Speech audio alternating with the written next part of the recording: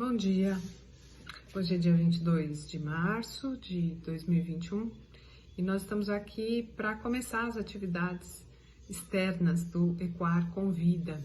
O Ecoar Convida é uma iniciativa das estudantes e das pessoas que fazem parte do grupo de estudos Ecoar, de trazer a público as discussões que muitas vezes são feitas no âmbito da universidade, fechada ali nos laboratórios, dentro dos grupos de estudo. A nossa ideia é de que as pessoas que se interessam pelos temas que nós discutimos possam espiar pela janela e enviar suas questões, colocar suas dúvidas no meio de uma discussão que tradicionalmente aconteceria dentro dos laboratórios ou nos grupos de estudo em suas salas dentro das universidades. É abrir essa janela para quem sabe abrir uma porta, para quem sabe escancarar os portões da universidade. O ECOAR é um grupo de estudo que está sediado na Universidade de São Paulo, mais especificamente na Escola de Artes, Ciências e Humanidades da Universidade de São Paulo, a USP Leste, e é vinculado ao programa de pós-graduação em mudança social e participação política dessa escola.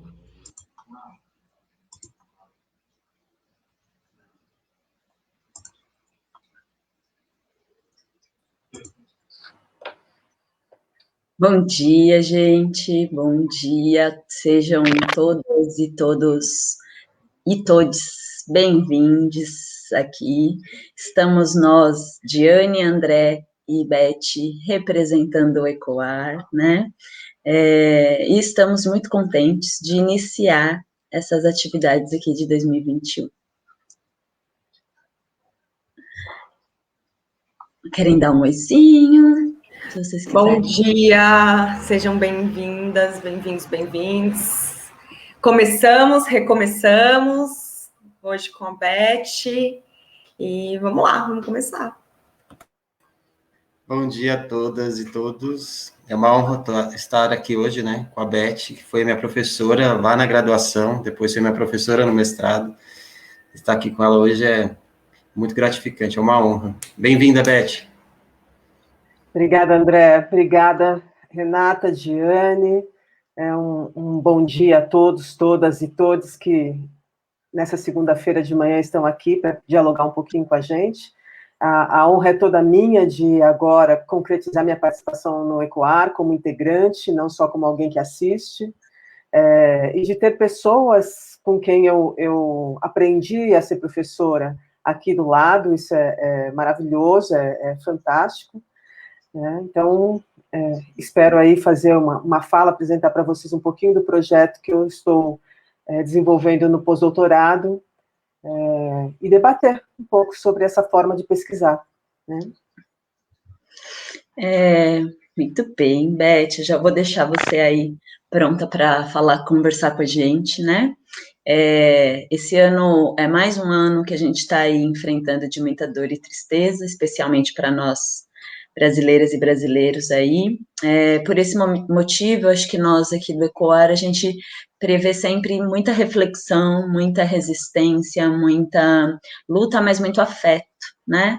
Eu acho que iniciar esse ano aqui com esse diálogo com a Beth é um presente para todas pessoas integrantes do grupo, porque ela vem nos falar um pouquinho dessa possibilidade como educadora, desse diálogo embasado numa pedagogia, que é a pedagogia da esperança, Paulo Freire e Freireano, né? Então, convido e dou abertura aí para a professora Elizabeth dos Santos Freire, que é professora da Universidade de São Judas Tadeu, onde André e eu tivemos a honra de ter aula com ela, e agora pós-doutora no Programa de Mudança Social e Participação Política, e junto conosco aqui no ECOAR está aberta essa conversa com o projeto dela que se intitula Os Caminhos de Quem Pesquisa em Parceria, reflexões sobre ser professora e pesquisadora. A fala é toda sua, Beth. Obrigada, Renata. Então, vou compartilhar com vocês a minha tela, um pouquinho para guiar a minha comunicação com vocês. Esse título, ainda que provisório, é o título que eu escolhi que me surgiu quando eu estava construindo o projeto para o pós-doutorado, um projeto que só tem origem no meu contato com professores e professoras da educação física, que fazem a escola. Então, a inspiração vem toda, a aprendizagem vem toda do contato com esses professores e professoras. A maior parte deles é integrante do Grupo Diálogo, que eu lidero junto com o professor Daniel Maldonado, que discute as relações entre educação física, escola e currículo. Eu vou fazer uma introdução breve para a gente ter mais tempo para o diálogo, né, só para que as pessoas que estejam assistindo entendam um pouquinho do que é essa pesquisa que eu estou propondo, né. Em 2018, depois de orientar vários trabalhos que ousaram fazer pesquisas participativas ou colaborativas, eu tomei coragem de também desenvolver uma pesquisa neste caminho e liderei, junto com a professora Isabel Filgueiras, com a professora Graciele Massoli Rodrigues e com o professor Daniel Maldonado, um projeto que foi encaminhado para a FAPESP, né, meu primeiro projeto na FAPESP. E ele foi avaliado, recebeu uma boa avaliação, inclusive eu me surpreendi com a forma generosa que os avaliadores olharam para o projeto, por ser o primeiro, e acho que ele só não foi aprovado justamente por ser o primeiro, porque ele foi não autorizado justamente pela comissão de coordenadores da FAPESP. O parecer em si fez muitos elogios. E aí a gente continuou nessa tentativa, com recursos na FAPESP, até o momento em que a burocracia me venceu. E aí eu falei, não, vamos fazer um segundo projeto depois, né, e recomeçar. Mas esse projeto de 2018, a gente resolveu fazer, mesmo sem o apoio da FAPESP, iniciamos em 2019, e deu sequência em 2020. Ele ainda está em vigência, a gente está concluindo esse projeto agora. E esse projeto foi uma pesquisa, a condução de uma pesquisa colaborativa, junto com o professor Uirá, com o professor Vinícius, com o professor Cláudio, Bruno, Paulo, Mirvane e Fabiana, todos professores da Rede Municipal de Santo André. E nós fomos desenvolvendo essa pesquisa, 19 correndo tudo normalmente, 2020 nós tentamos começar, mas tivemos alguns problemas, como todos podem imaginar. E aí, deste projeto, deste caminho que a gente vai resolvendo, é que vai surgir a minha proposta para o pós-doutorado, né? Porque durante pesquisar com professores, eu tive que aprender muitas coisas. Eu tive que aprender, por exemplo, a não ser a autoridade na pesquisa, né? A dividir as decisões com os professores e professoras que participam, a seguir o caminho de uma pesquisa que fosse significante para todos, né? E não só para aquilo que eu queria descobrir. Muitas vezes isso causa um incômodo, porque eu queria saber algumas coisas, mas o grupo não está interessado neste ponto, então eu preciso também entender o momento das decisões coletivas, né? Então, tem sido uma aprendizagem passar por esse projeto, construir esse projeto, vivenciar esse projeto. Mas ele vai me trazendo muitas dúvidas. Será que as decisões que nós estamos tomando metodologicamente são as mais adequadas, né? Será que nós estamos sendo coerentes com a proposta de uma pesquisa qualitativa participativa? Será que essas escolhas estão mesmo sendo coerentes? Então, em alguns momentos eu me perguntava, qual é o meu lugar na pesquisa? Será que, ao participar com esses professores e professoras, eu ainda sou a palavra de autoridade? Eles me veem como autoridade? Será que a gente consegue estabelecer uma relação horizontal realmente, né?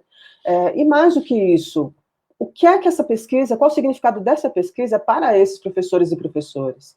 Como é que essa pesquisa, que é uma pesquisa participativa e ação, uma pesquisa que procura propor caminhos, pensar a realidade e construir a realidade, né, aprender na construção, será que essa pesquisa tem significado para eles e para elas? Será que isso tem influenciado a forma como eles e elas constroem sua prática pedagógica? Então, essas dúvidas foram surgindo. E essas dúvidas ficaram muito mais fortes em julho de 2020. Bom, todo mundo sabe que 2020, depois da gente estar recebendo tantos golpes duros nos últimos anos, né, de 2016, 2015 para cá, de uma onda conservadora que vai tomando conta e destruindo algumas das grandes vitórias que nós demoramos décadas para construir, não foram anos fáceis, né? 18 foi um ano terrível, 19, com a entrada deste ser no governo, a coisa conseguiu ser pior, mas 2020 vai me fazer perceber que as coisas sempre podem piorar, né? Além da gente ter a pior pessoa do mundo no governo, nós temos o pior momento do mundo, né, na atualidade. Então, 2020 chega como um baque muito grande. Em julho, a gente já tinha passado 4 meses nessa roda viva, nessa loucura, e aí a música do Chico Buarque faz muito sentido para mim, porque eu tive que reaprender a dar aula, tentar construir aula significativa, remoto, né, provocar reflexões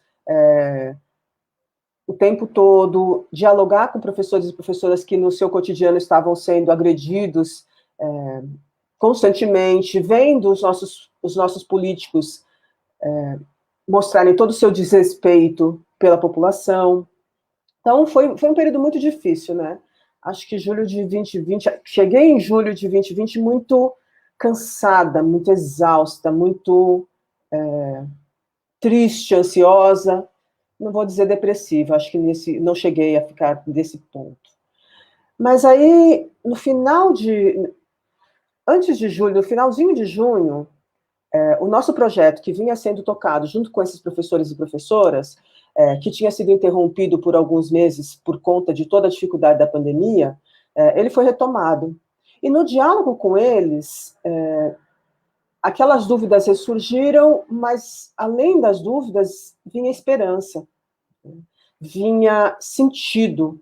Então, a pesquisa, naquele momento, ela parecia que me dava força, que me fazia ter coragem de enfrentar essa loucura, de entender que vale a pena continuar lutando, né? Embora a gente tenha essa sensação de quem partiu ou morreu, de que a roda viva faz com que a gente não tenha controle sobre nada, na pesquisa com esses professores, no diálogo com esses professores e professoras, eu me sentia energizada, eu me sentia feliz.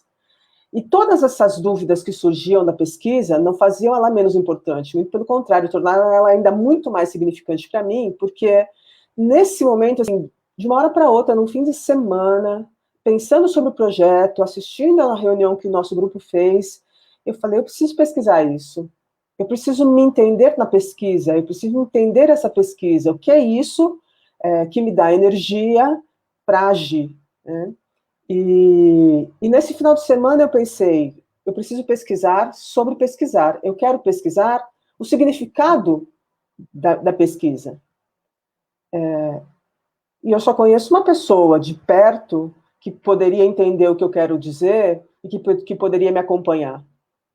Fim de semana, um sábado, mandei a mensagem para a Marília no sábado, explicando para ela um pouquinho do que eu estava pensando e se a gente podia conversar. Ela me respondeu, se não foi no sábado, foi no domingo, ainda no final de semana, e me dando a maior força, eu fiquei muito feliz, e era uma felicidade que difícil, né, nesses anos todos, nesse momento, foi uma possibilidade aí de voltar a acreditar, e de construir um projeto, porque eu acho que é essa questão que nos faz caminhar, ter projetos, e eu tinha um projeto. Em julho de 2020, então a pandemia não conseguiu me derrubar. E é desse projeto que eu quero falar para vocês o que é esse projeto que eu estou propondo, e como é que ele chega agora aqui, que ele está iniciando neste mês de março. Eu agora voltei a ser uma estudante, eu sou uma pós-doutoranda, voltei para a minha casa, que é a USP, e agora a minha casa na Zona Leste, que é a minha casa, né, que eu sou da Zona Leste. E quando a gente estava preparando essa live, o Wesley perguntou se eu tinha uma imagem, se eu pensava em alguma imagem que podia dizer coisas para além do que eu queria falar, ou junto com o que eu queria falar, tivesse um significado. Aí eu disse para ele que era muito difícil escolher uma imagem, mas que eu penso que um livro tem duas coisas que me representam muito, o livro e a música. E aí o Wesley me deu uma série de imagens para escolher, e essa é uma imagem que tem o livro e a música em cenas.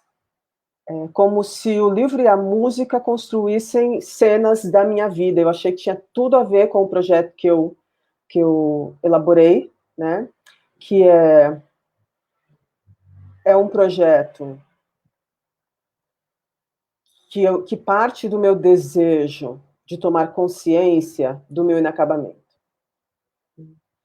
que é um mergulho na perspectiva freiriana, de me entender como educadora e, por isso, pesquisadora.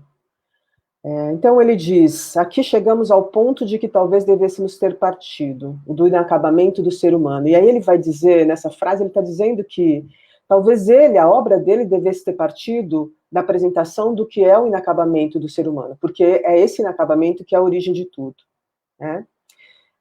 Embora eu sempre escrevo isso no texto, embora eu saiba e sempre tenha valorizado muito essa concepção freiriana da ideia do inacabamento, e me reconheça totalmente como inacabada, eu acho que nem sempre a gente tem consciência desse inacabamento. O inacabamento me empurra para frente, me faz querer aprender mais. Mas, às vezes, esse desejo de aprender mais, ele vem com a culpa de quem acha que não sabe o suficiente. Então, eu preciso aprender mais, por quê? Porque eu preciso buscar ser acabada. Mas esse acabamento não vem nunca. Então, esse segundo trecho que eu coloco nesse slide me faz muito sentido, porque eu acho que esse projeto de pós-doutorado, ele surge justamente para eu refletir mais e perceber mais o meu inacabamento, a minha inconclusão, né? Realmente me aproximar dessa consciência deste inacabamento. E aí, quando ele diz, é na inconclusão do ser que se sabe como tal, que se funda a educação como processo permanente, faz todo sentido para mim, né? De me entender como tal, e não me criticar por isso, mas me entender como tal. Não tentar acabar com a minha inconclusão, mas assumir essa inconclusão, né? Então, essa imagem que o Wesley compartilhou comigo e que eu escolhi, eu acho que ela tem tudo a ver com a pesquisa, porque nessa pesquisa eu vou contando cenas da minha vida, e cenas que vão sendo musicadas, e que mostram aí, que eu olho para mim, como eu vou me construindo, né? Nessa decisão tomada em julho de 2020, eu gerei essas 3 pesquisas que estão me orientando aí na condução do estudo. Será que nossas escolhas metodológicas atendem nossos objetivos?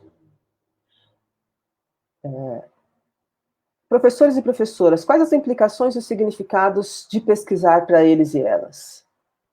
E olhando para mim, qual o meu lugar na pesquisa enquanto uma pesquisadora profissional, nas palavras do Paulo Freire, né? Uma pessoa que vive da pesquisa, que é docente, mas que a pesquisa hoje acaba tendo um papel central.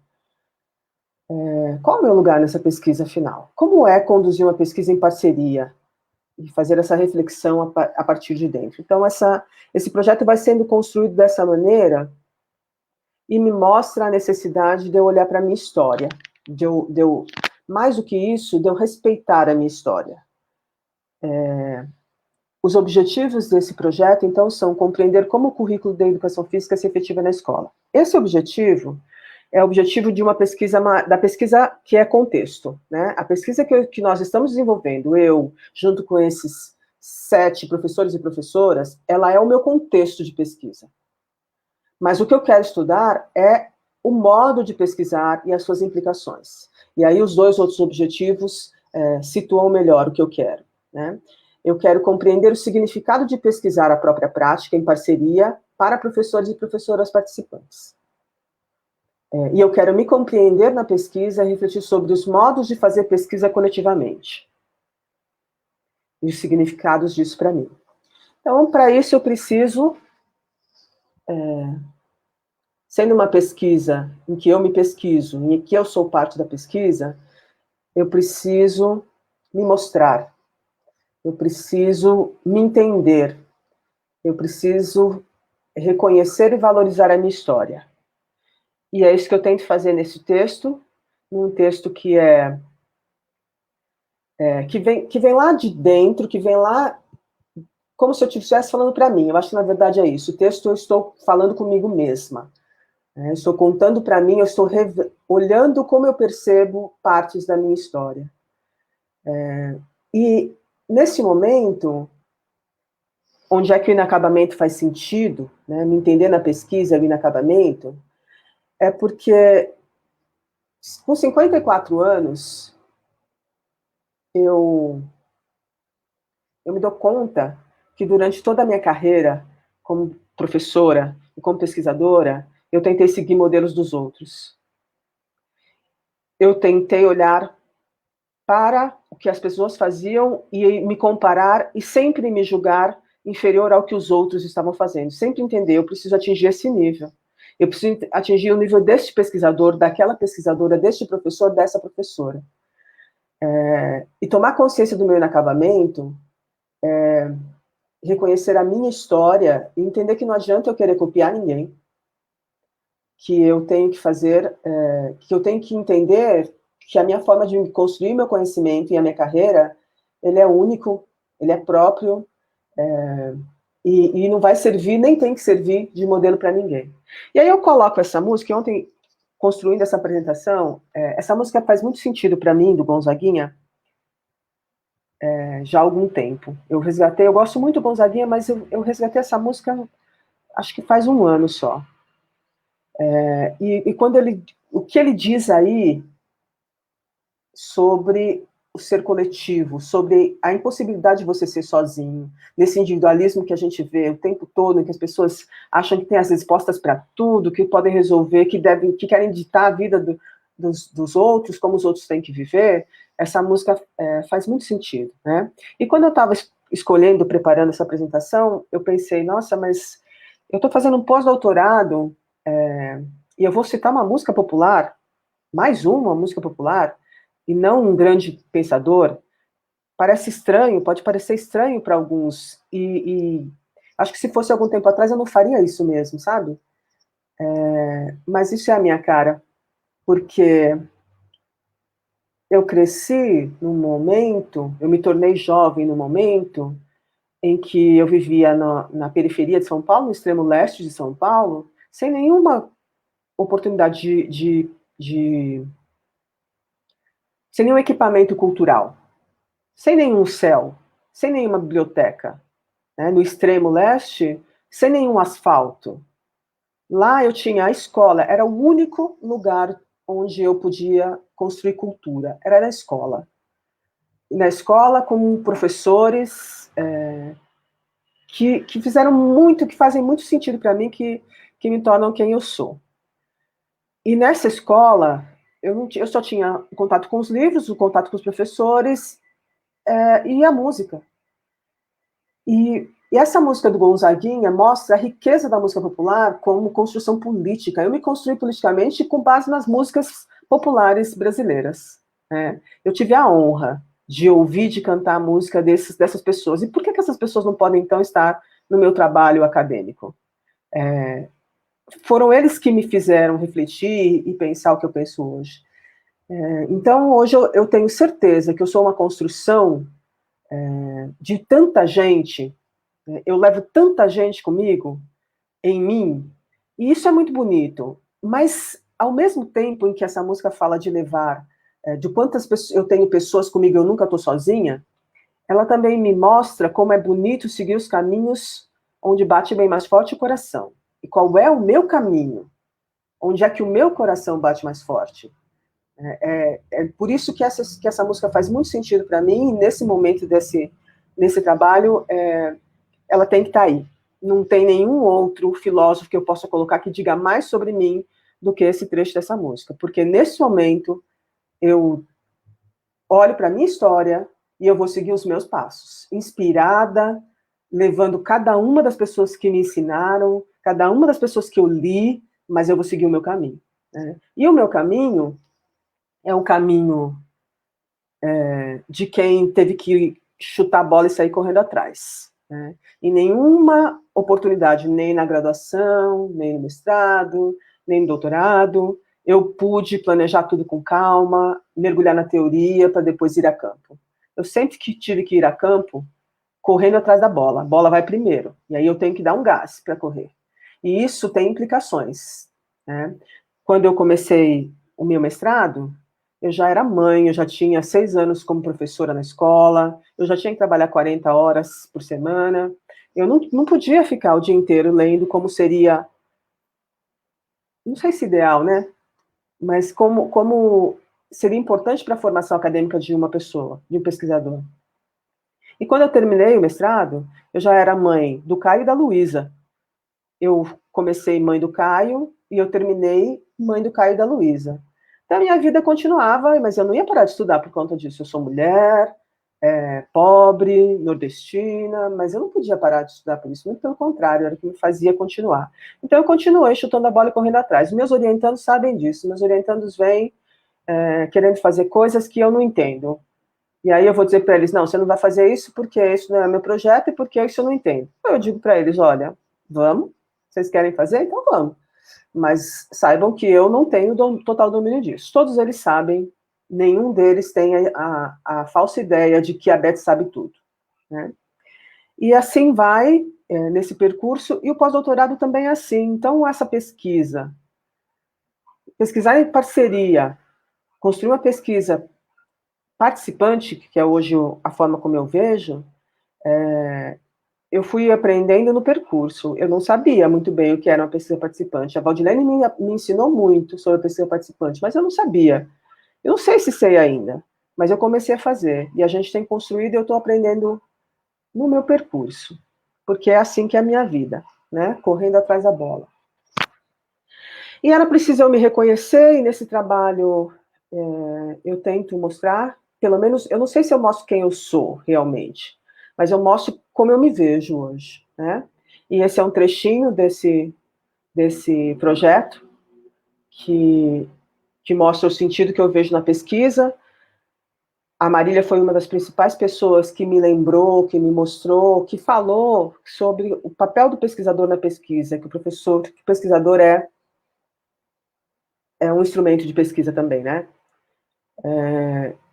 E isso eu acho que eu consigo entender melhor e escrever. Então, vou ler para vocês esse pedacinho. O projeto que aqui apresento surge no momento em que tento respeitar e valorizar meu percurso próprio e único. Hoje me identifico como uma mulher negra, mãe, nordestina, periférica, professora e, por isso mesmo, pesquisadora. Minha constituição intelectual parte do olhar para o ser humano, que é corpo, como produtor de cultura, a partir do movimento como linguagem. Este olhar, construído inicialmente no contexto da educação física, vai tomando forma também na escola, que me transforma em professora de educação física e educadora. É desse lugar que eu procuro produzir conhecimento sobre ensino e sobre a pesquisa na educação física, que se materializa na escola. Eu acho que esse trecho é onde eu estou. Eu estou aqui dizendo a minha palavra. E esse Freire que eu estou citando sou eu mesma, né? Então, muito obrigada. Aí é uma breve apresentação, que eu espero agora poder aprofundar mais a partir do diálogo com vocês.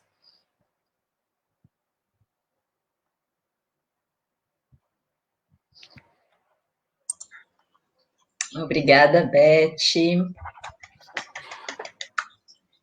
Me emocionei bastante com a sua fala.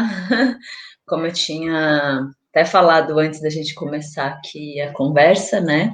Eu já sou uma pessoa muito emotiva, agora gestando, fiquei pior, ou melhor, talvez, né? Nessa coisa da emoção, melhor.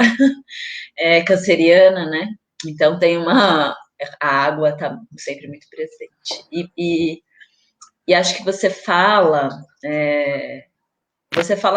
sobre nós, né? A Ana colocou uma coisa bem interessante aqui, eu vou até mostrar essa aqui, ó, que essa diferença entre aceitar o inacabamento e achar que somos inferiores é um ponto que sua fala, que me identifico bastante. Quando você compartilha sua conversa com você mesma, a gente começa a conversar juntas, né? Então, tem muito do que você fala e de quem você é, que, na verdade, traz muito do que todas nós somos, né? Como mulheres, casadas, na periferia, que tentam lutar contra muito do que acontece e há aí, que tenta nos tirar desse lugar, né? Ou nos tira um lugar que poderia ser nosso, e você nos representa quando fala sobre si, né? Então, tudo o que você vem falando, que você foi construindo, é muito de nós. Colocar o que a Sol aponta também, que eu acho que tem muita relação do que é o ecoar, na verdade, que nesses tempos em que vivemos, pesquisar é um ato de coragem e de coração. Então, eu quero agradecer muito você estar aqui com a gente, compartilhando essa pesquisa. Eu vou começar fazendo uma pergunta, uma reflexão para a gente, mas Di e André também estarão aí, e fica aberto para o pessoal do Face, que está aí com a gente, colocar suas perguntas, tá? Que a gente também vai colocar aqui para a gente e para a Beth responder. Então, vai aí no chat, colocando o que vocês querem questionar, refletir, dialogar aí para a nossa conversa de hoje. Muito bem. Beth, você conta nessa sua trajetória, né? Eu tive a oportunidade de ler o seu projeto, de onde você vem, que é desse lugar da educação física, que é cunhado num determinado modo de pensar, de um determinado modo de fazer pesquisa, né? Quando você foi mudando, né? Você foi saindo deste lugar e modificando e se aproximando de quem você é, né? Talvez você esteja aí nesse momento em que você se encontra. E fico pensando que essa investigação em que você vai dialogar com professoras e professores, na verdade, você vai dialogar com você mesmo, né? É esse diálogo eu-tu, uberiano aí, que nós, do ECOAR, nos propomos a construir. É uma investigação que ela é no coletivo, mas ela é de você refletindo sobre você, né? E se descobrir como pesquisadora e educadora nesse processo, é a sua pesquisa, né? É um dos pilares aí da sua investigação. Como é para você trocar esse lugar? Porque eu vim desse lugar da educação física que investiga olhando de fora. E agora você está dentro. Na verdade, você está ali no meio, né? Como é para você estar nesse lugar, né? E que é, além disso, a sua vida, né? É uma investigação que é da vida. Como é para você? Então, é esse trocar mesmo, né? De estar dali e estou nesse outro agora. Renata, eu não sei. Nesse momento, eu me sinto muito feliz onde eu estou, né? Todo esse desafio da educação física, de ter um vínculo muito forte com a área biológica, de uma pesquisa hegemônica, da pesquisa clássica, onde o pesquisador não tem lugar, ele me incomodou durante muito tempo. Hoje ele não me incomoda. Hoje não me incomoda que outras pessoas achem que o que eu estou fazendo não seja pesquisa. Porque hoje, assim, eu tenho muito mais consciência de onde eu quero ir, do porquê eu quero ir. Então, este lugar, as relações com os companheiros, ela hoje é mais tranquila. Eu não preciso nem atacar quem defende o seu modo de pesquisar, que é diferente do meu, não preciso. Eu acho que eu consigo hoje dialogar com essas pessoas, apresentar, não me vejo atacada, pelo menos no grupo em que eu estou, na São Judas, eu me vejo respeitada, né? Eu me vejo reconhecida ali. Então eu me sinto muito bem nesse momento. O que não me faz me sentir tão bem são as dúvidas, né? Porque a gente fica aí pensando, nossa, será que eu estou indo para cá? Será que eu não estou indo? Porque eu acho que o pós-doutorado também é uma forma de eu me dizer, de eu encontrar o tempo para a leitura, que é muito difícil nessa vida de pesquisador, você encontrar o seu tempo para a leitura, você lê tudo que os seus orientandos estão lendo, você tem que entender os trabalhos deles, e às vezes o seu trabalho vai ficando de lado, principalmente quando a gente entende que os meus orientandos não têm que fazer o meu trabalho, né? Que a pesquisa deles não é a minha, e que cada um vai seguir num rumo diferente. Aí eu vou tentando acompanhar um pouquinho de cada um, e o meu vai ficando um pouco de lado. E o pós-doutorado é o momento em que eu decidi criar o tempo para fazer o que eu quero fazer também, né? Então, eu acho que quando você me pergunta como é que eu posso dizer como eu me sentia antes dos desafios, que foi a construção de todos os projetos, né, de olhar para o projeto de mestrado hoje, perceber as suas limitações, de olhar para o projeto de doutorado hoje, entender as suas limitações. Isso eu sei dizer, mas hoje, na ciência, ou fazer ciência, eu estou me sentindo muito bem, né? Transitando, entendendo a educação física como meu lugar, mas a educação também como meu lugar, né? E agora, discutindo mudança social, um novo lugar, né? Um outro lugar.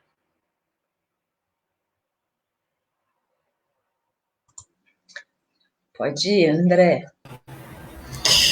Bom, Beth, é um prazer de novo, né, estar aqui. Vou me repetir isso sempre, porque você foi uma figura fundamental no meu processo formativo, tanto na graduação quanto no mestrado, porque você trazia muita reflexão. E ali eu pude ver que a educação física é para além do corpo biológico. Existe algo a mais. Então, ali eu falei, existe uma humanidade, e é por isso que talvez eu tenha continuado nesse processo com a educação física, porque senão, muito provavelmente, eu teria largado na metade, né?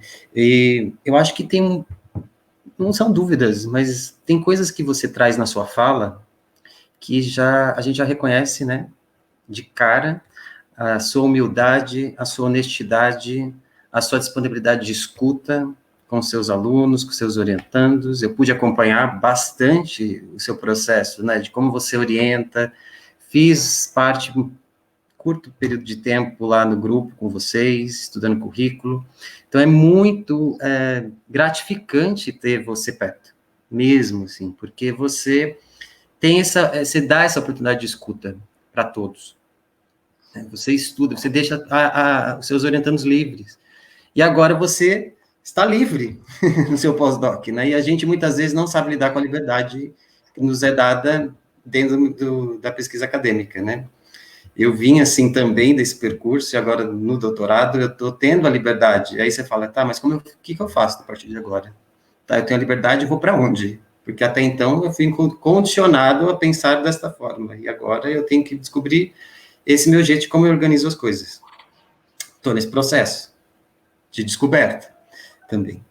Mas eu queria te escutar, quando eu li também seu projeto, você menciona todo aquele período, né, que eu fui teu aluno, né, as horas que você ficava para poder dar aula, que hoje eu passo por isso também, né, dando aula na graduação, quanto tempo a gente fica ali, né, para preparar uma aula, né? Mas você teve um artigo que você escreveu com a Rita Berenguer, que foi minha orientadora também na graduação, em 2002, que você falava do pensamento e a preparação profissional de educação física. E eu queria saber para você, o que falta na formação dos profissionais de educação física hoje? Pensando no seu projeto também, se é que falta algo. Falta um projeto político de país. Falta uma universidade. Falta um país, falta que esses meus alunos possam estudar sem precisar trabalhar, que eles possam estudar sem precisar pagar, que eles possam estudar, né? E aí eu não consigo falar só da educação física, né? Eu estou falando da universidade como um todo. É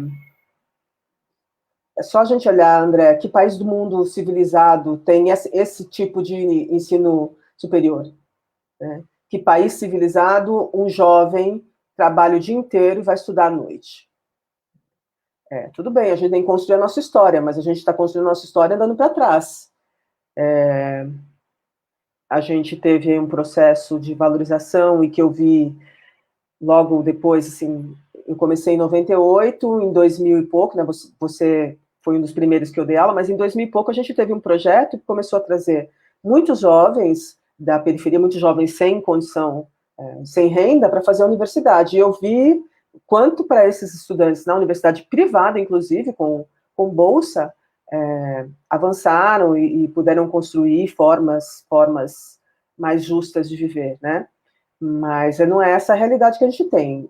E aí, com essa política educacional do ensino privado, a gente está fazendo o quê com esses jovens? Assim, quantas pessoas conseguem tempo para pensar? E sem tempo para pensar, não tem aprendizado, né? Se você tem que ler alguma coisa, participar de alguma coisa, e para produzir uma prova, e pensar tem 3 aulas por dia com um professor, sem o tempo para o debate, sem o tempo para o diálogo, e já vem a roda viva te levando para outro momento, é muito difícil. Então, assim, falta muita coisa. Eu não sei como é que eu posso responder essa pergunta.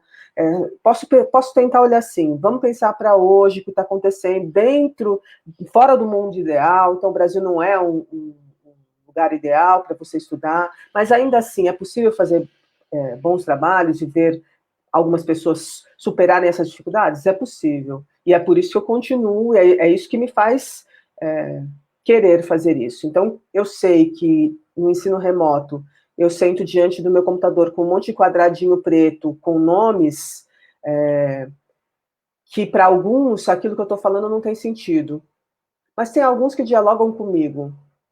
E mesmo para aqueles que o que eu esteja falando não faz sentido, eu estou tentando, né? E talvez uma ou outra coisa faça sentido. Quando eu entro em aula, eu consigo esquecer da pandemia. Quando eu entro em aula, eu consigo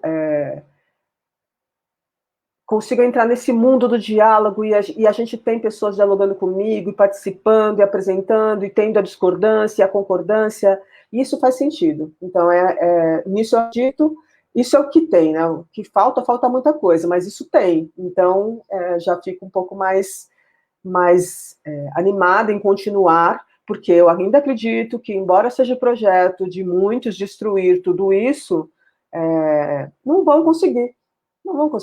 A gente vai continuar, né, com os meus colegas que estão nessa sala aí, um monte de professores extremamente tristes com toda a política educacional que está sendo implantada, as leis que estão sendo aprovadas. Essas pessoas não vão desistir. Eles podem até desanimar, mas eles não vão desistir, e a gente vai continuar. Quando eu estudei na escola, no governo militar. Eu estudei no governo militar, meus professores não tinham liberdade, não tinham oportunidade, e a gente conseguiu, né? Vamos continuar nessa luta aí, sem tanto, assim, olhando para o que falta, mas também valorizando o que é possível, né? Obrigado, Beth. Muita coisa avança, né? De 2002 para cá, e de muita coisa que eu li daquele artigo para o que você pensa hoje. E também a gente está num momento que a gente não sabe o que é. A gente está lidando com uma coisa desconhecida. Pesquisar aquilo que o sol traz. Nesse momento, a gente está tomando contato com uma outra coisa que a gente ainda não sabe o que é. Ainda a gente está elaborando, se é que é possível elaborar alguma coisa nesse momento, infelizmente, nesse momento. Obrigado, Beth. Imagina, deixa eu só, falando do texto, André, muita coisa mudou. Esse texto os meus alunos estão lendo esse ano de novo. De 2002, porque eu também não vou reescrever.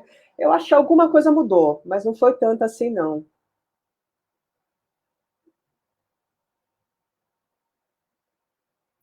E aí eu tenho aí uma provocação para nós pensarmos, né? Como a gente avança na pesquisa qualitativa em educação física para começar a tentar contribuir para essas mudanças ocorrerem? É uma pergunta que eu acho que eu me insiro nela, e assim, eu não sei se tem uma resposta pronta, mas é fazer, né? E aí eu lembro muito do Denzi, que é um autor que a gente estuda bastante aqui no grupo, né? Que ele nos encoraja a fazer, e não só a falar sobre, mas vai lá e faz. Senão a gente, a pesquisa é a ferramenta de transformação também, né? Pelo menos é o que eu acredito. Concordo plenamente. Eu acho que fazer essa pesquisa, assim, olhando para esse momento que a gente está, é o não desistir e é continuar a luta, né? Como é que a gente pode lutar? Porque eu acho que todo dia, todos nós pensamos, tem gente com fome, tem gente sem poder trabalhar, tem gente morrendo, tem gente sem hospital, a gente tem todos os problemas possíveis no mundo. Se a gente não encontrar alguma coisa para fazer no mundo, a gente vai desistir. E a pesquisa, nessa forma, como um ato de intervenção, é o que me faz fazer alguma coisa, seguir, né? Acho que a gente está... eu acho que várias pessoas já falaram isso, mas a minha ficha só caiu ontem sobre isso.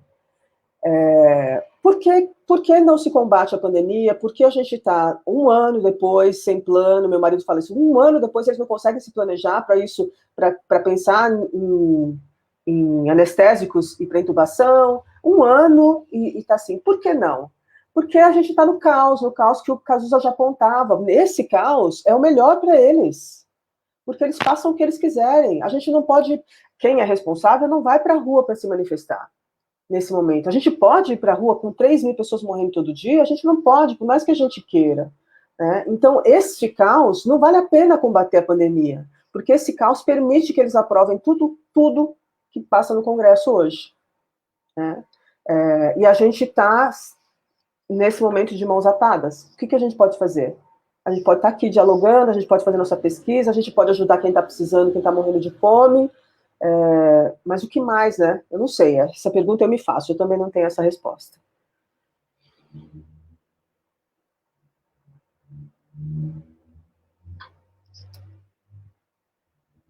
Posso pegar carona? Muita coisa.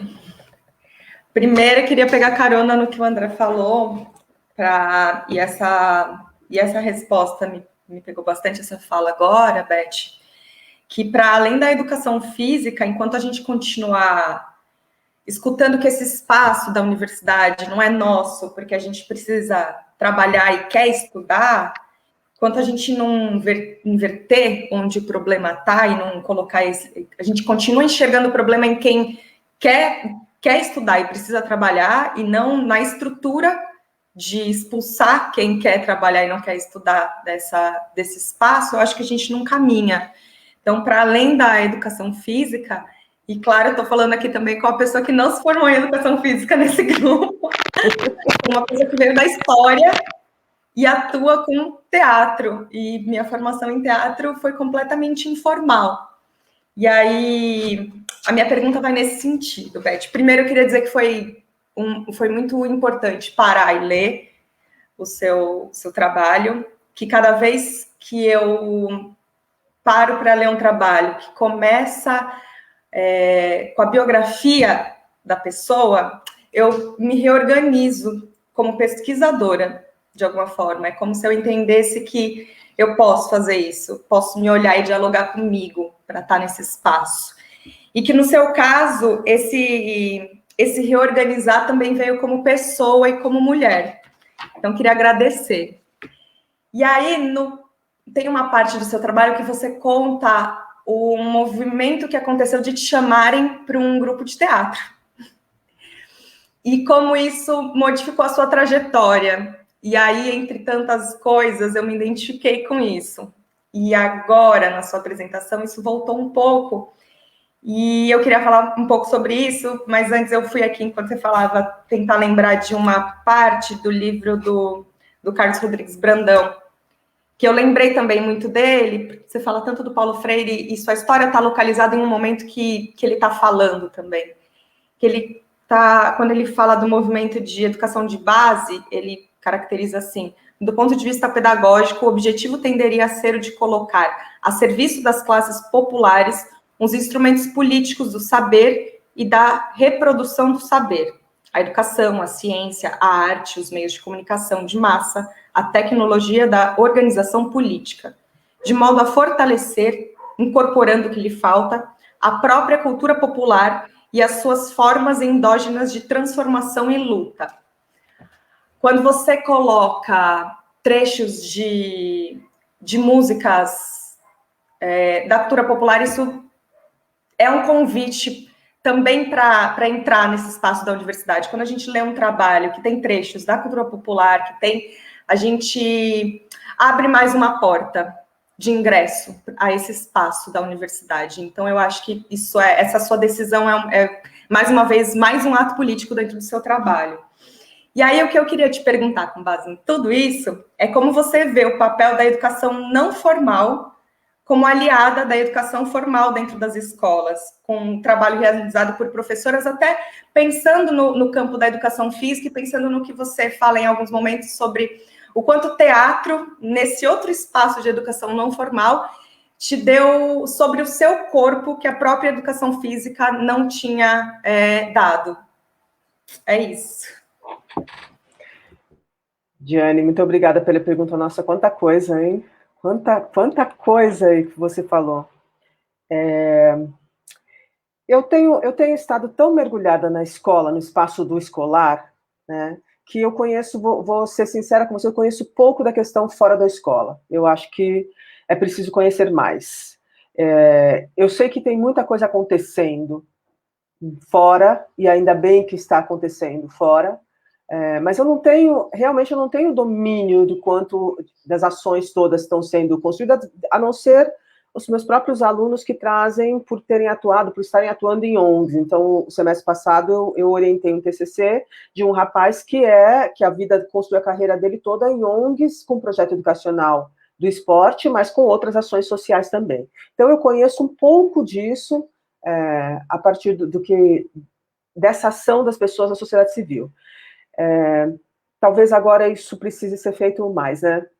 Talvez esse seja um dos principais caminhos que a gente tenha quando se limita a ação na escola, quando você limita, assim, quando você proíbe o aumento, os professores já têm condições péssimas. Quando você quer criar condições piores ainda, você quer expulsar esses professores da escola, né? É isso que você quer. Isso já é um processo muito antigo, não tem nenhuma novidade aí. Só olhar que muitas das pessoas que vão fazer pedagogia hoje, até algum tempo atrás, faziam porque eram só 3 anos, era o tempo que elas poderiam se submeter a ficar na universidade, e é um projeto político ter um professor que tem menos tempo de formação, né? É uma forma de você não ter pessoas tão preparadas para a docência lá. Mas as pessoas conseguem as estratégias, como o Sertor vai dizer, as pessoas vão construindo as suas estratégias, seus modos de ação aí para fugir dessas coisas. Então, talvez a gente tenha que olhar mais para essa educação, como é que a gente diz, as educações, a gente estava discutindo na DISP, né, a ideia que uma professora fala, ao invés de a gente ficar falando de educação formal ou não formal, fora ou dentro da escola, a gente tem que falar das educações, porque assim a gente fala pelo não, né, é não escolar, então a gente nega, das educações, do espaço fora do ambiente escolar, que também educa. Você menciona aí, eu sou outra pessoa. Se eu não tivesse feito teatro, provavelmente hoje eu seria uma mulher de 54 anos, casada, com 3 filhos, sem ensino superior. Né? A gente não sabe, né? Porque a história tem vários caminhos, mas o momento em que eu fiz o teatro me fez olhar que havia mais coisa para mim do que só ser esposa de alguém. Me permitia perceber que a mulher tinha outras possibilidades. Foi o teatro que me fez perceber isso, me fez me perceber. E quando eu digo para as pessoas que eu sou muito tímida e as pessoas não acreditam, é graças também ao teatro. Né? O teatro me ensinou a assumir papéis, e a gente vai. E ser professor é assumir papel também, né? A gente continua aí atuando. Então, para mim foi muito significativo. Eu acho que a gente precisa ter mais esse espaço artístico, não só do teatro, né? Artístico, da dança, da arte como forma de expressão.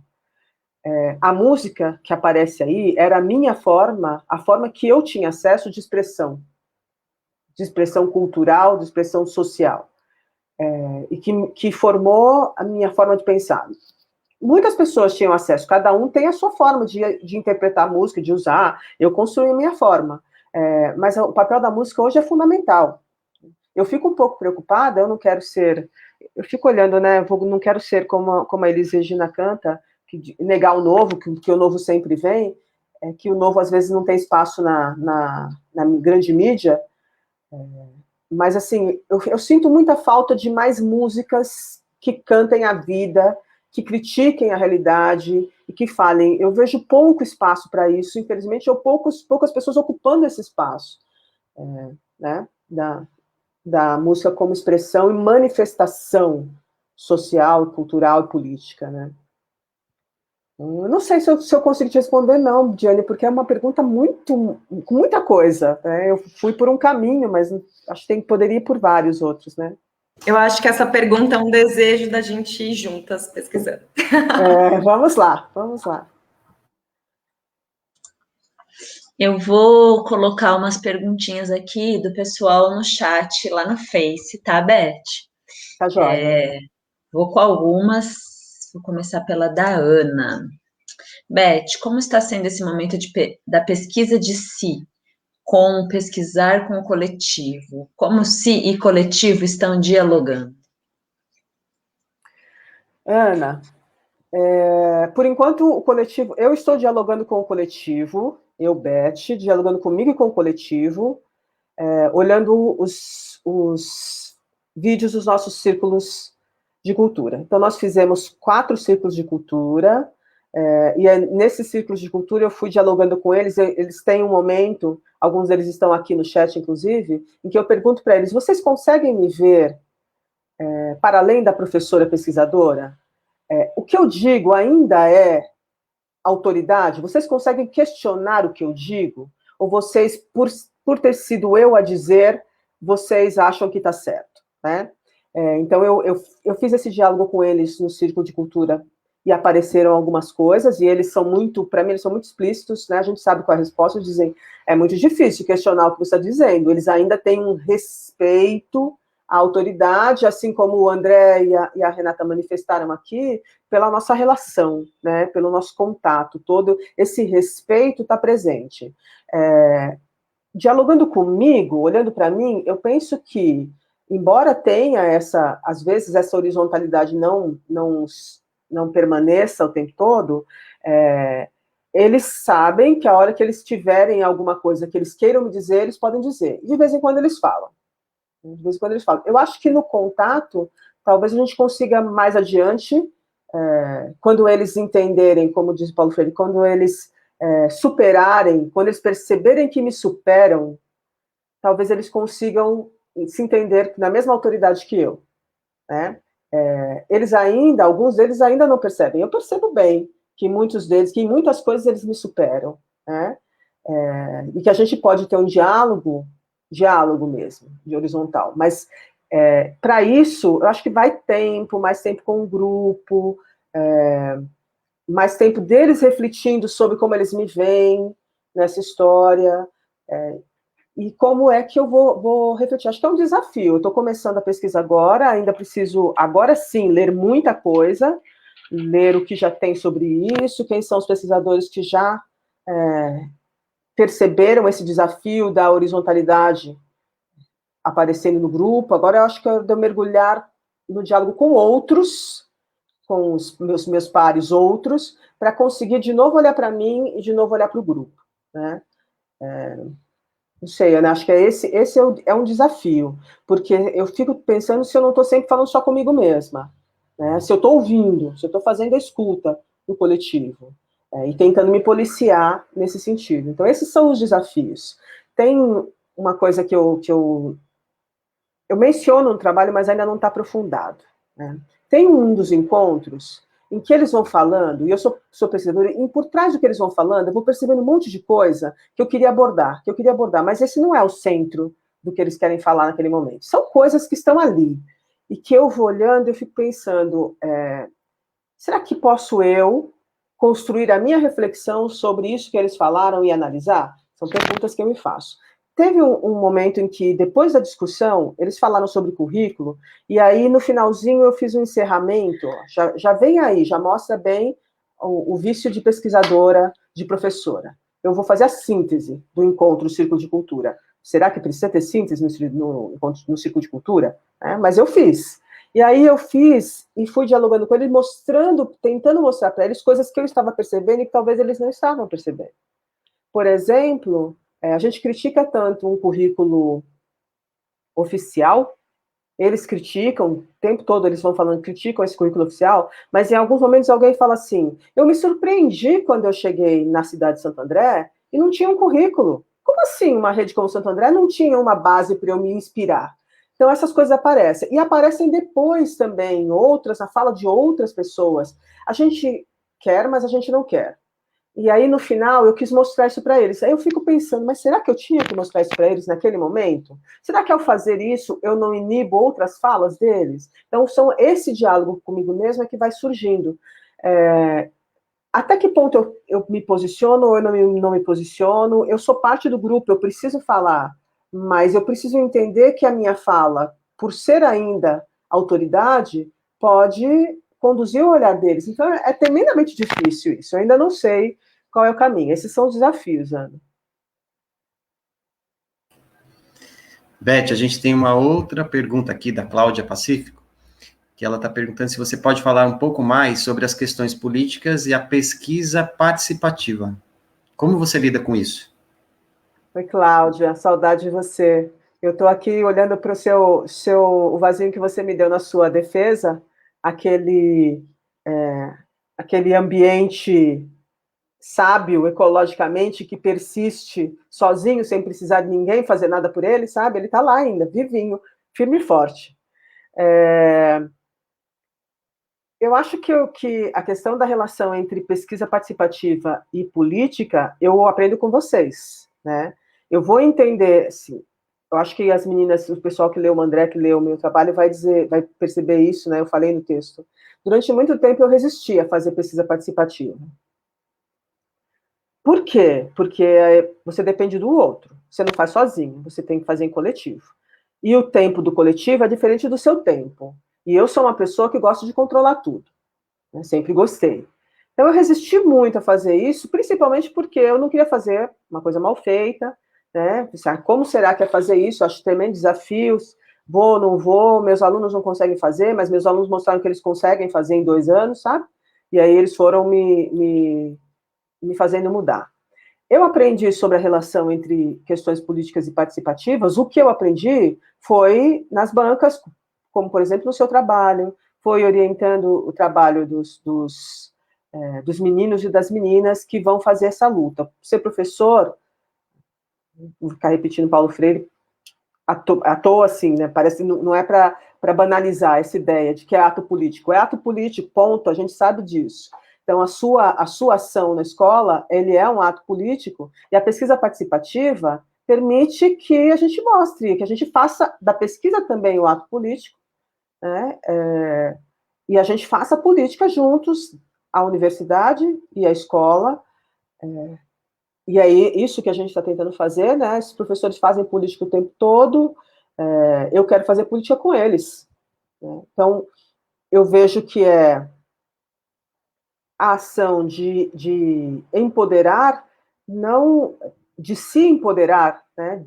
de eu me empoderar com eles, deles. Eu não sei se a pesquisa participativa faz com que eles se empoderem mais, sabe? Porque eles já são pessoas muito empoderadas. Embora o Irá diga aqui que o mestrado e o doutorado para ele fizeram com que ele aprendesse muito, e hoje ele participa, acho que as ações políticas deles são muito mais pensadas e planejadas, mas eles fazem política o tempo todo, vocês fazem política o tempo todo, né, Cláudia? A pesquisa participativa, ela traz essa política para a pesquisa. É isso, ela já está sendo feita, a pesquisa participativa talvez crie o espaço dessa organização de mais vozes falando juntas, talvez, né? Mas essa também, para a sua pergunta, eu não sei se eu tenho resposta ainda, mas com certeza eu preciso ler muito sobre o que as pessoas já disseram sobre isso. Né? Hoje, o que eu estou te dizendo é com base na minha experiência com vocês e na leitura de Paulo Freire. Né? mas eu quero ler mais, eu quero agora tentar encontrar alguns filósofos também que estão falando sobre a pesquisa dialética, para entender melhor outros pontos de vista, né? Beth, vou ler aqui para você primeiro esse comentário e depois essa pergunta. A Milena Pedro de Moraes. Beth, como é bom te ouvir. Obrigada sempre. Diante dessa crise política que vivemos, nós, professores, pesquisadores e assumidos como tal também, vivemos um conflito na busca e afirmação da nossa identidade na escola. Como seu projeto contempla esse posicionamento deste professor que busca constantemente fugir aos padrões deste sistema educativo tão excludente? Oi, Milena, minha querida, muito obrigada aí pelas palavras tão carinhosas, né? É muito bom ter, eu acho que uma das melhores coisas de ser educadora é conhecer histórias, né? Eu conheço muitas histórias dessas pessoas que estão aí, e a história da Milena também é muito bonita. Eu acho que a minha pesquisa tenta contemplar, não sei se a gente vai conseguir, ela tenta contemplar, porque eu vou ouvir esses professores para que eles me digam como a pesquisa, como eles veem essa relação entre a pesquisa e a escola. Então, no momento em que eu vou apresentar essa questão no projeto, eu digo assim, algumas percepções, eu apresento algumas percepções que eu tenho, mas que eu preciso ouvir deles e conhecer, verificar não, né? Esse verbo é horrível, mas de entender, de refletir sobre isso, né? Às vezes eu vejo muitos dos professores que passam pela pós-graduação como um espaço que leva a sua promoção, sua progressão, mas que pouco a pesquisa feita na pós consegue contribuir para a transformação da sua prática pedagógica. Isso é como é que eu vou dizer? Uma reflexão que às vezes passa pela minha cabeça. Algumas pessoas passam, mas será que esse projeto realmente está contribuindo de alguma maneira para a ação pedagógica desse professor e dessa professora? E aí, a minha intenção, Milena, é ouvir esses professores e tentar enxergar como é que isso está e se isso realmente está aparecendo ali, até para fazer a crítica. Se não estiver, talvez seja um problema do programa em si, da forma como, das burocracias todas que a pós-graduação tem, ou talvez do próprio olhar desse professor, dessa professora, né? Por outro lado, tem muitos que eu encontro que conseguem levar as suas reflexões, que a sua prática se transforma. Então, eu preciso ouvi-los para entender. Eu acho que a minha pesquisa vai permitir olhar um pouquinho mais para isso. Qual o significado dessa pesquisa acadêmica que tem sido conduzida nos programas para a realidade ali da escola? Porque se essa pesquisa não contribuir, as próprias redes de ensino vão dizer, por que eu estou dispensando o meu professor dando uma licença? Não estou fazendo mais do que obrigação, mas por que eu vou dar uma licença de 30% da carga horária para esse professor fazer mestrado se isso não contribuir lá? Aí realmente não é ato, se for desse jeito, não é ato político, porque não transforma, não age na realidade. Então, acho que vou tentar criar esse espaço a partir do diálogo com os colegas. Mas aí também tem um monte de dúvidas. Eu faço esse diálogo coletivo ou individual? Né?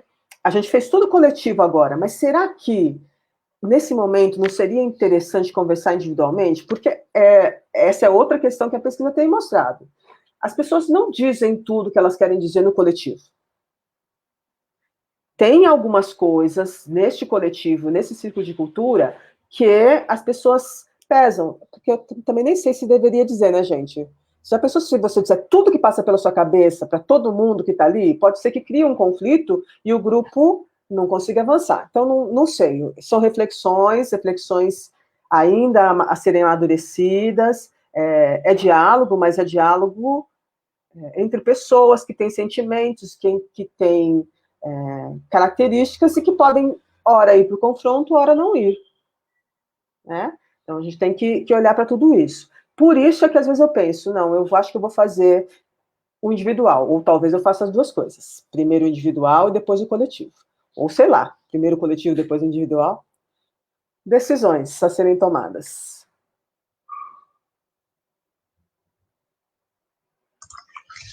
Acho que também esse jeito de pesquisar, ele não, a tomada de decisão é no processo, né, Beth? Daí é ao longo você vai sentindo a necessidade e vai modificando. Por isso que você falou do ter controle, né, e de repente você tem que estar aberta, é uma investigação em que a gente perde o controle, né, um jeito de pesquisar. Por isso que eu esperei muito para fazer.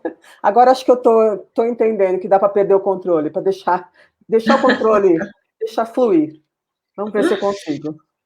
A gente já está caminhando para 1h10 de live, então eu vou fazer a última perguntinha que é do Wesley aqui, e depois a gente continua no diálogo, pessoal, no Face a gente se propõe depois aí continua o diálogo por lá, tá bom? Se for necessário. Wesley pergunta, primeiro ele tem uma fala aqui. Beth, que bom poder te ver, ouvir e ler. Obrigada por ter aceito o nosso convite. Eu queria saber por que você nos escolheu. Por que o Ecoar para realizar a sua investigação? Wesley, eu que agradeço por vocês me receberem aí, né? Eu escolhi o Ecoar porque onde é que essas pesquisas estão sendo realizadas, né? Onde é que as pessoas estão discutindo a pesquisa de forma, tentando ampliar o olhar para o entendimento de pesquisa? Onde é que as pessoas estão refletindo sobre o seu lugar na pesquisa, sobre uma pesquisa que vá além daqueles padrões estabelecidos. Eu sei que existem alguns lugares, existe fora do Brasil, tem alguns lugares também, eu sei que existem outros lugares, mas o que eu conheço mais de perto é o Ecoar via Marília, né?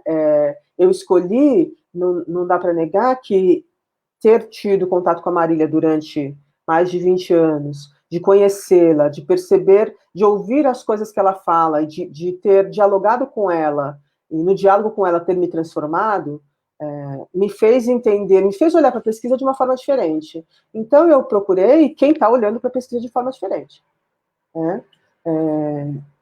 Quem me permite construir um projeto desse. Então, eu falei para ela, a gente viu um projeto de intercâmbio, 3 meses na Espanha, para pós-doc, né? Aí eu compartilhei com ela e falei, me deu até vontade de ir. Ela brincou e disse que ela também, até ela estava com vontade de ir. Aí eu logo disse para ela, só que eu não vou ter tempo de mexer muito no projeto, né? Porque vocês que leram o projeto, vocês acham que dá para submeter esse projeto para qualquer lugar? Um projeto que começa, tem 30 páginas da pessoa contando a história dela, antes de mais nada, né? Será que dá para mandar para qualquer lugar? Não dá para mandar para qualquer lugar. Então, eu ainda falei para ela isso. Ela falou assim, mas o projeto está ótimo, está lindo. Né? Talvez dê para mandar para esse da Espanha, não sei. Mas não dá para mandar para qualquer lugar. E aí, na hora em que o projeto surgiu na minha cabeça, que eu falei, tenho que pesquisar isso, na hora, foi assim, com quem? Tem que ser com a Marília. E tem que ser num programa de mudança, de transformação, em que a minha ação política em que eu vou aprender mais sobre ação política, sabe? Participação política. E eu quero participar do programa, não só adequar, mas eu quero fazer disciplina no programa. Eu quero dialogar sobre este tema do programa, né? Porque eu acho que eu preciso passar por essa experiência também, né? De amadurecer esse pensamento político.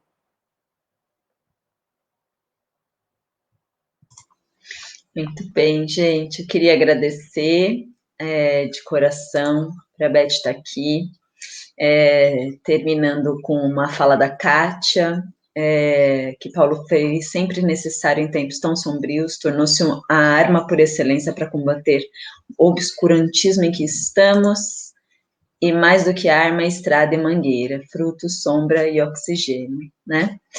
Agradecer a Beth por essa conversa maravilhosa, que nos enche de esperança, como educadores, educadoras, e como pesquisadoras e pesquisadores que aqui estamos, né? Muito obrigada, Beth. Obrigada a todos e todas que estavam aí com a gente conversando. Obrigado, Beth. Obrigado, Renata, Diane. Um prazer estar aqui com vocês. Muito bom. Obrigada. Começar a semana assim, nessas companhias, maravilhoso. É um respiro, né? É verdade, Giane. Eu que agradeço, gente. Eu agradeço a oportunidade, esse acolhimento de vocês, essa gentileza toda no chat, nas perguntas. É uma segunda-feira que promete uma semana feliz, uma semana dentro das possibilidades, uma semana de luta, mas com energia. Muito obrigada aí a todos vocês e todas e todes.